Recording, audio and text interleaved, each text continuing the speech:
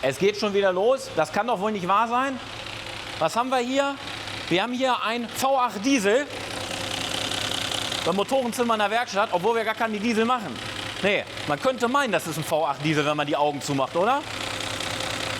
100%. Hört sich fast an wie so ein Actros Dieselmotor, oder? Ja, tatsächlich ist das gerade gar nicht so witzig, vor allen Dingen für einen Kunden. Hier wurde gerade eine Bettplate abgedichtet. Ihr weißt ja, beim OM6, Entschuldigung, jetzt bin ich echt schon beim OM-Motor, ja? Beim M156 Motor, die haben ja immer Ölprobleme. Das ist halt unten, ja, die halbe Lagergasse, die ist ja nun mal getrennt und da läuft an der Seite Öl raus. Kann ich euch gleich da drüben auch noch mal zeigen, machen wir nämlich auch gerade.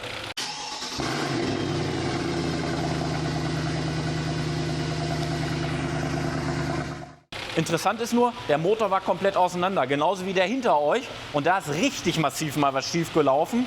Und da können wir jetzt auch noch mal drauf eingehen. Also, das Geräusch, merkt ihr euch mal, das kommt hier oben aus dem Steuertrieb. Und ich zeige euch jetzt mal, wo ich meine, woran das liegt. Weil diesen Fehler habe ich schon ein paar Mal gehabt. Ihr habt ihr eine Steuerkette, die läuft nach oben. Das sieht man hier relativ gut. Hier ist nämlich auch ein Motor. Wie gesagt, da machen wir gerade Bettplate. Und Jenny, magst du einmal bitte hier drauf filmen? Hier läuft eine Steuerkette hoch. Diese Steuerkette kommt von hier unten, von der Kurbelwelle und treibt dann die Nockenwellen hier oben an. In dem Fall nicht direkt, damit die Steuerkette nicht über beide Nockenwellenräder rüberlaufen muss, sondern in dem Fall ist es so, dass wir hier oben nochmal ein, ich nenne es jetzt einfach mal Zwischengetriebe drin haben. Das sitzt hier oben so rum drin, jetzt muss ich eben gerade einmal überlegen, weil das ganze Getriebe noch nicht hoch genug ist. Hier fehlt nämlich tatsächlich noch die Achse. So, wartet. Jetzt muss ich selber einmal fummeln. So sieht das Ganze aus. Ja, so muss ich das einmal festhalten. Und jetzt ist ja nun mal die Nockenwelle hier oben und die Nockenwelle hat Nocken. Ja, die sieht man hier, die Nockenwelle hat Nocken und die hat natürlich ja, eine gewisse Antriebskraft auch, die Nocke oder die Nockenwelle. Ja. Die muss erstmal einmal den Berg hoch. Ja, und dann muss sie den Berg wieder runter und dabei beschleunigt sie. Und dabei tritt im Prinzip dieses Klackern auf. Und damit dieses Klackern zwischen zwei Zahnrädern nicht auftritt, hört man übrigens auch beim OM651 ganz gut, ja, im Stirnradtrieb, deswegen ist er so nagelig.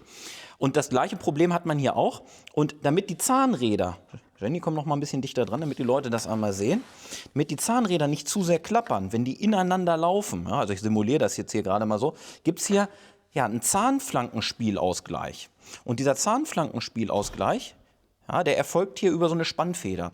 Und den kann man auch, wenn man, sorry, wenn ich es jetzt ein bisschen sage, ein bisschen bresig ist und sich darüber keine Gedanken macht und ein bisschen schnell arbeitet, kann man den auch verkehrt rum einbauen. Beziehungsweise, ja, im Prinzip verkehrt rum einbauen. Normalerweise muss man den nämlich vorspannen mittels Werkzeug. Da geht man jetzt hier bei und zieht den so rüber. Und ich gehe mal davon aus, die haben das ohne Werkzeug genau so eingebaut. Und dann hört sich das genauso an, wie es da drüben ist. Sache in eigener Regie. Ich habe einen Traumjob zu vergeben. Ja, ihr habt richtig gehört. Und ich verhänge sogar 2.500 € Prämie für denjenigen, der sich bei uns bewirbt, bei uns mit anfängt zu arbeiten und mindestens ein Jahr da bleibt. Und kein AW-Stress mehr, kein am Dieselschrauben mehr, eigentlich ausschließlich an AMG-Fahrzeugen am Schrauben ist. Und was wäre dann Aufgabenbereich? Service, Getriebeölspülung und alles Weitere. Das können wir dann gucken.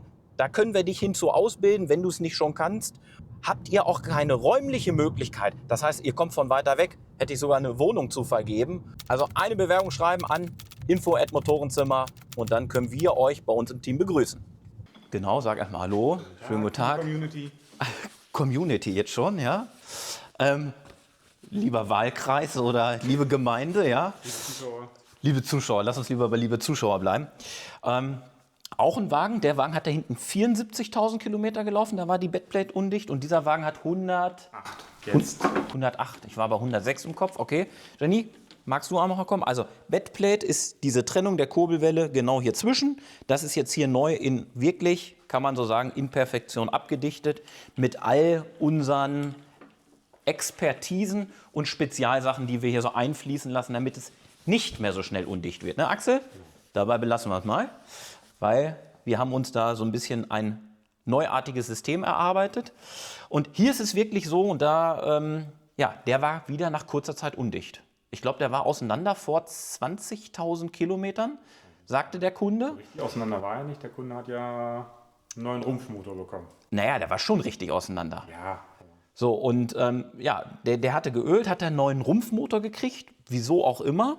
Und ja, Axel hat den zerlegt und wir wussten das bis dato noch gar nicht, dass der einen neuen Rumpfmotor bekommen hat. Und ich habe mit dem Kunden dann nochmal Rücksprache gehalten und habe ihn gefragt, Mensch, du hast die Bettplate gelöst und du standst da hinten, ich stand hier. Wir haben tatsächlich gerade was anderes gefilmt und da hörte ich nur komische Knackgeräusche. Ja, erzähl mal selber.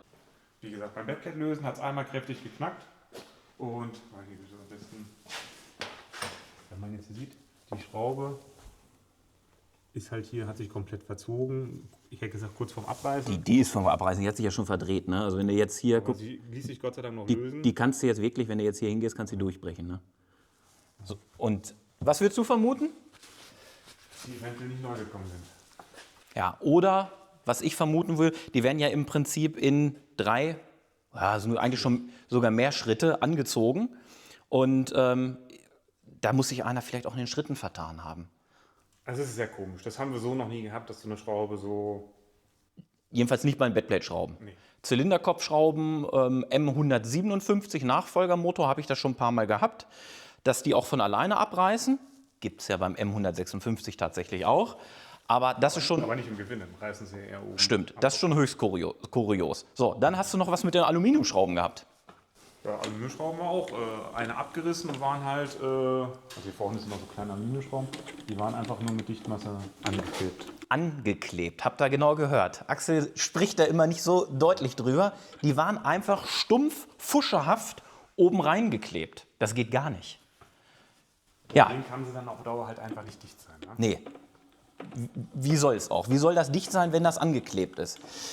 Ja, dann war natürlich das Bauchgefühl von uns beiden komplett dahin. Kein Vertrauen mehr in die Arbeit, die hier zuvor geleistet wurde, weil nach 20.000 Kilometer wieder undicht, Schrauben angeklebt, Schrauben überdehnt. Kettenspanner war auch maximal 20 Newtonmeter, 80 Newtonmeter soll er kriegen. Also das war wirklich so klack und lose. Ja, also der wird hier reingeschraubt, der kriegt sonst 80 oder 100? Ja.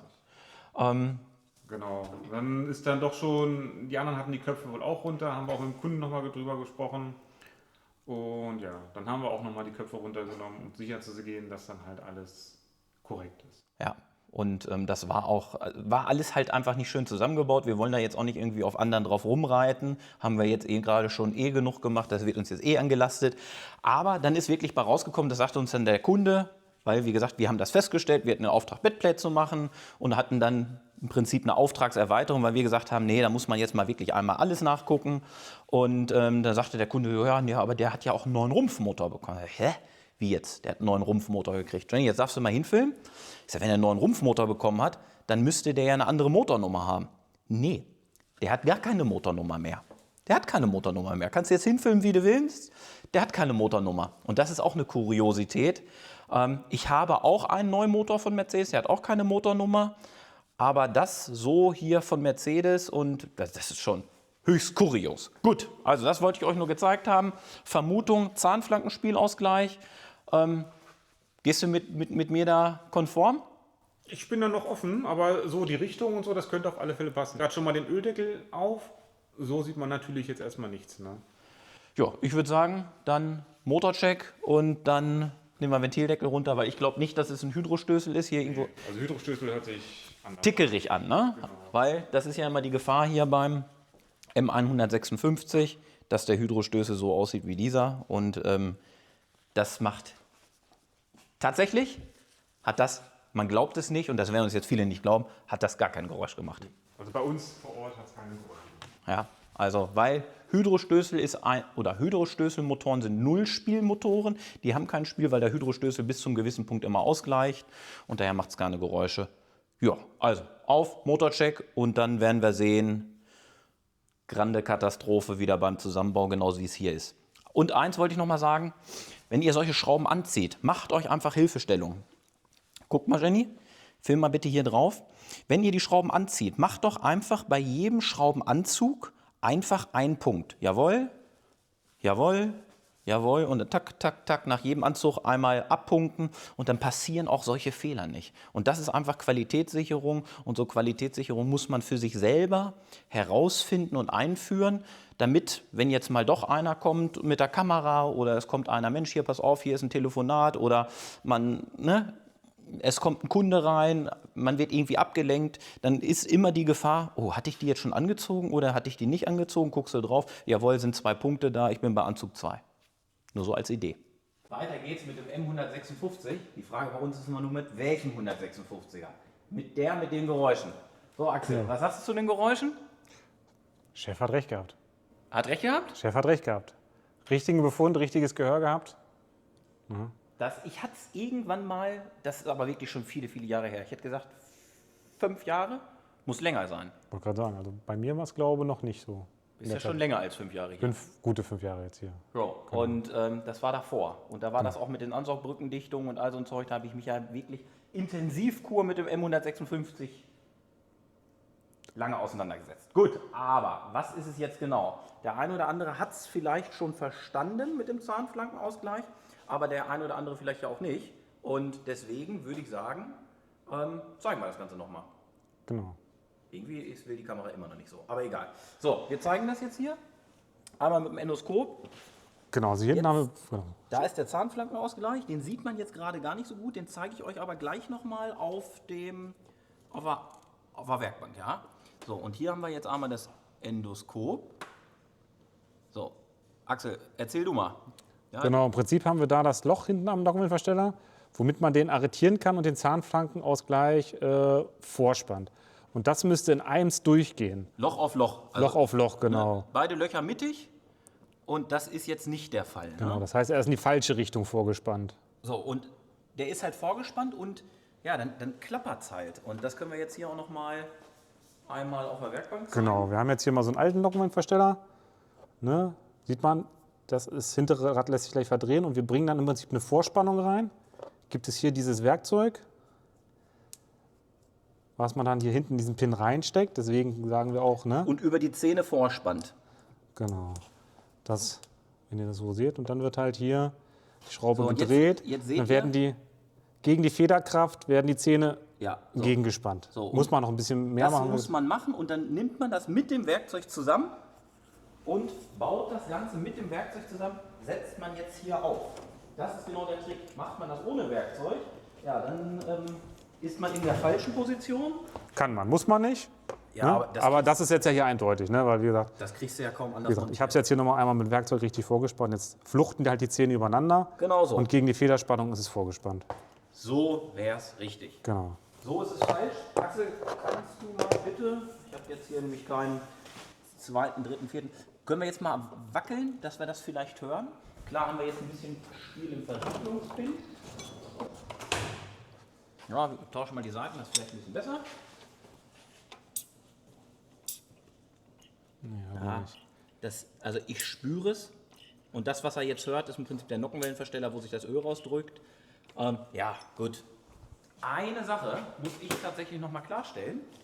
Und das ist die, ich habe mit dem Kunden gesprochen. Und da ist mal wieder einiges ans Tageslicht gekommen. Der Motor hatte schon tatsächlich mal einen, wir bauen den Nockenwellenversteller auseinander, einen Motorschaden, wo angeblich, so sagt man, ein Pleuel abgerissen war. Also ja, schon heftiger Motorenschaden. Bei, was hat man gesagt, was hat der, 77.000 Kilometer? 75, irgendwie sowas. Ja.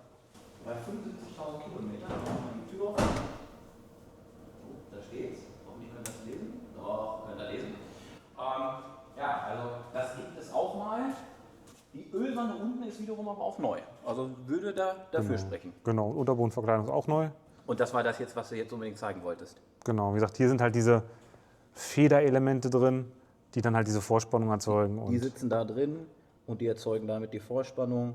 Eigentlich eine total einfache Sache. Und akustisch, das weißt du ja jetzt auch, ist das super. Der absolute Bringer. Ja. Ne? Also von so einem, ja. Ist ja fast wie ein Hydrostößel, muss man ja sagen. Die Federn spannen es ja vor, dass du überhaupt kein Spiel zwischen den Zähnen hast, sage ich mal. Ne? Ja, aber ohne Öldruck. Genau, Wo ich mir da jetzt gerade gar nicht so sicher bin. Nee, geht kein Öldruck durch. Nee, ne? Geht kein Öldruck rein. Durch. Habe ich jetzt auch noch nicht. Gut, also, das läuft. Das heißt für dich jetzt, Axel macht das natürlich. Ja. Wer auch sonst. Das heißt für dich jetzt einmal Nockenwellen raus. Nein, gar Nee, nicht. nur die Versteller einmal. Ne? Also sonst, wir haben auch einen kompletten Motorcheck gemacht, Steuerzeiten stimmen, Nockenwellen sind gut, Hydrostößel sind gut. Aber mir fällt da noch was ein. Der Ölfilter fehlt noch ein. Den zeigen wir jetzt erst nochmal. Genau.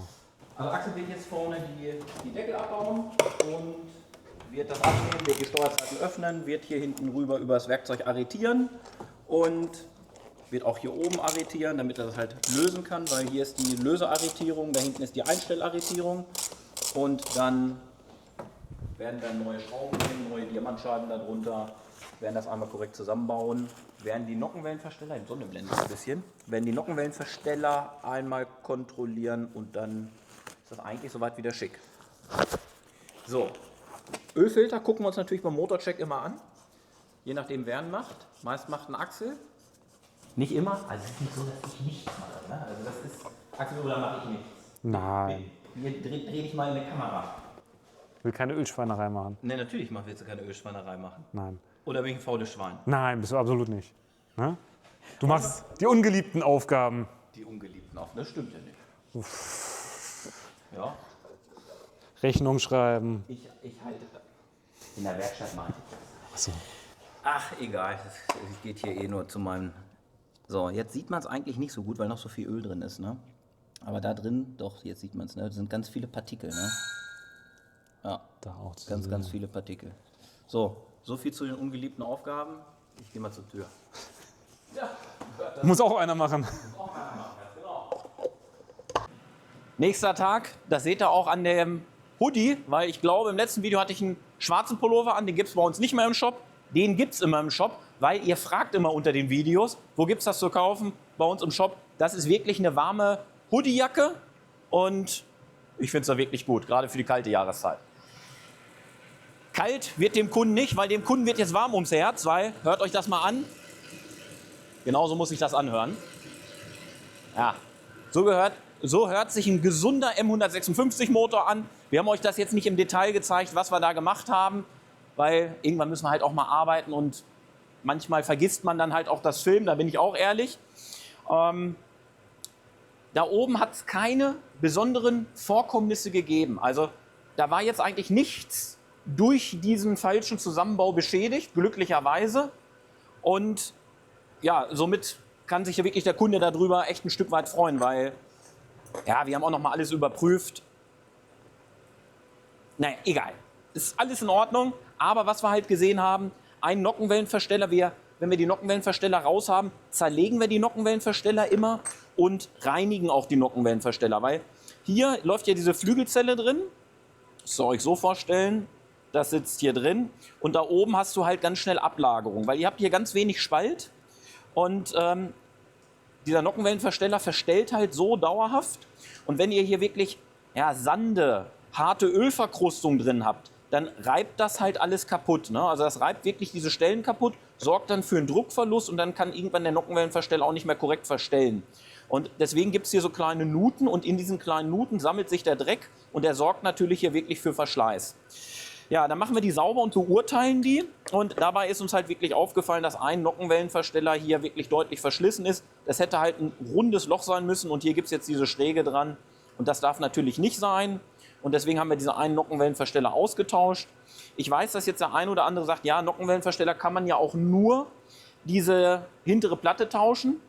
Bin ich aktuell noch kein Freund von. Haben wir alles probiert. Langzeiterfahrung zeigt, dass aktuell der Nockenwellenversteller immer noch das bessere Weg ist, auch wenn es ein Stück teurer ist. Also das ist der originale Weg und der ist aktuell noch der bessere. Hier sehen wir jetzt auch noch mal gut. Hier diesen Zahnflankenausgleich, halt nochmal am ausgebauten Zustand, das stimmt, aber noch im montierten Zustand, weil wir ja jetzt den Springring hinten nicht abhaben. Ja, hört sich so an, wie es sich anhört. Natürlich halten wir immer Rücksprache mit dem Kunden und da sagt der Kunde so, ja, dann guckt mal halt auch nach den anderen Dingen. Andere Dinge, ich erwähne es immer wieder, ist halt wirklich, beim M156 sind die Injektoren. Injektoren werden halt immer zum Problem. Jetzt sehen die Kurbelgehäusegase durchs Metall anhand den Elektropins, also an der Spule hoch. Mit den Elektropins zieht das Öl in den Kabelbaum. Da haben wir ja auch bei uns im Shop Einspritzdüsen, haben aber auch gleichzeitig den Reparatursatz, falls der Kabelbaum schon geschädigt sein sollte. Da möchte ich auch noch mal sagen, nicht unbedingt die Steckkontakte mit Aceton oder mit Bremsenreiniger reinigen. Im Optimalfall wirklich mit Alkohol schön auspusten, abtrocknen lassen und erst dann wieder reinstecken. Weil ich habe letztens einen Kunden gehabt, der hat das mit Aceton gereinigt und hat da wirklich den Kabelbaum beschädigt und das war nicht gut. Also das kann man auch wirklich einmal sagen. Ja, dann übliche Baustellen auch noch mit abgearbeitet. Motorlager, kennt ihr immer das Thema. Ja, der Motor drückt sich im Laufe der Jahre nach unten und dann ist die Motorlagerung schlecht. Und wenn die Motorlagerung schlecht ist, dann läuft der Motor so ein bisschen schütteliger gefühlt. Also er läuft ganz normal, aber die Motorlager können es nicht mehr richtig abdämpfen. Und das für den Kunden natürlich immer nicht schön, weil der Kunde dann das Gefühl einfach hat, der läuft unrunder wie sonst, dabei läuft er ganz normal. Und deswegen bin ich halt immer ein Freund von Motorlagern, die mitzutauschen. Und unter anderem, wenn er das schleifen lässt, dann reißen die Katalysatoren, weil der Motor sich nicht mehr im Motorlager festhält, sondern so ein bisschen an der Abgasanlage. Und ein gerissener Katalysator ist halt auch nicht gut, weil dann kriegt er Fremdluft rein. Ja, ich denke, an der Stelle ist erstmal soweit alles gesagt. Klar, hier so dieses übliche Thema drumherum. Ja, das wechselt dann natürlich auch mit, na klar, neue, und das ist an der Stelle ganz wichtig, neue Schrauben für Nockenwellenversteller zum Anschrauben. Spart wirklich nicht an solchen Schrauben, weil ihr habt ja in diesem Video auch gesehen, so eine Backplate-Schraube, die man eventuell zweimal verwendet. Das ist nicht gut, ne? So ganz und gar nicht. Ja, ich glaube, wir haben alles gesagt. Ich bin mir ziemlich sicher, wir haben alles gesagt. Habt eine schöne Zeit. Ich würde mich über einen Kommentar freuen unter dem Video. Genauso würde ich mich freuen, wenn ihr den Kanal abonniert. Und es gibt eine neue Funktion bei YouTube und das ist diese Hype-Funktion. Das geht aber nur über die YouTube-App, wenn ihr übers Handy guckt. Da könnt ihr bei den Kommentaren nach rechts scrollen und dann könnt ihr einen Hype abgeben. Das Ganze hilft uns, um dementsprechend Reichweite zu generieren und um mit vielen tollen Herstellern zu kooperieren. Und ja, habt eine schöne Zeit, auf Wiedersehen und viel Spaß beim Schrauben und freut euch auf die Weihnachtszeit. Auf Wiedersehen und tschüss.